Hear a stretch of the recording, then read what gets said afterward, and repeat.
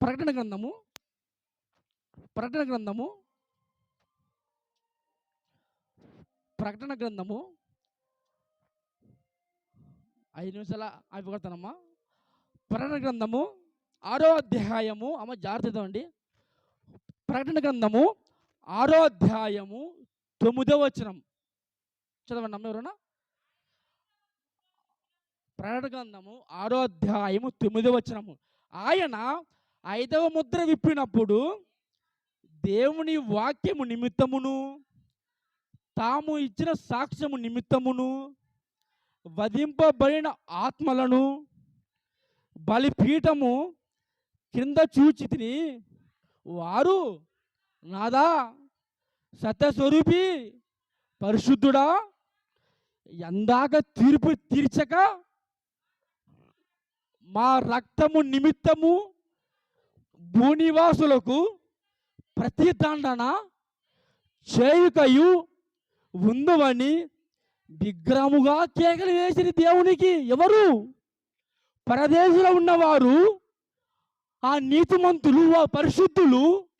దేవుడు యేసుక్రీస్తు వారు 5వ ముద్ర విప్పినప్పుడు ఆ పరిశుద్ధులు అన్నారంట. ఏమన్నారు? నాథా సత్యస్వరూపి పరిశుద్ధుడా, ఎందాక తీర్పు తీర్చకయు మా రక్తము నిమిత్తము భూనివాసులకు ప్రతిదండన ఎందుకు చేయలేకపోతున్నావు అంటే, పరదేశంలో ఉన్న నీతిమంతులు కూడా మన మీద నేరం మోపుతున్నారు. చక్కగా ఆలోచించారు ఎవరైనా? ఇప్పుడు నేనున్నాను అనుకో, ఎగ్జాంపుల్గా నేను చచ్చిపోతాను. నేను చచ్చిపోయి, మీకు అర్థం కావాలని చెప్తానమ్మా, నేను చచ్చిపోతాను. చచ్చిపోయిన తర్వాత నేను పరదేశకు పోతాను. నేను పరదేశంలో ఇది చెప్తానట, సత్యస్వరూపి. నేనంటానంట, సత్యస్వరూపి పరిశుద్ధుడా, ఎందాకయ్యా నాగదిన్నుకు నువ్వు తీర్పు తీర్చగా నువ్వు తీర్పు ఇవ్వు అని నేను అక్కడ అంటానంట.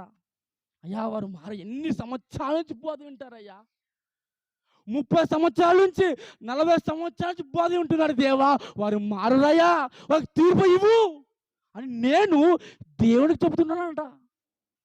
ఎక్కడ? పరదేశంలో. అంటే పరిశుద్ధులు కూడా మన మీద ఏమో నేరం మోపుతున్నారు తెలుసా? జాగ్రత్తగా ఆలోచించండి. సత్యస్వరూపి ఎందాక తీర్పు తీసుకోవయ్యా, మేము రావాలి కదా పరలోకానికి. అంటే వాళ్ళందరూ అంతవరకు ఎక్కడున్నారు?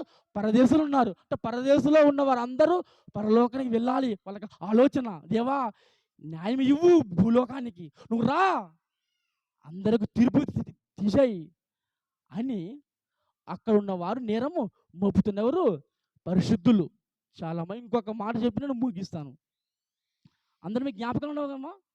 నినివే వారు నేరం మోపుతారు. దక్షిణ దేశం రాణి నేరం మోపుతుంది.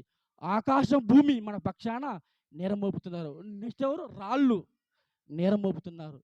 నెక్స్ట్ పరిశుద్ధులు, పరదేశంలో ఉన్న పరిశుద్ధులు కూడా మన గురించి దేవుని దగ్గరకు నడిపిస్తారు.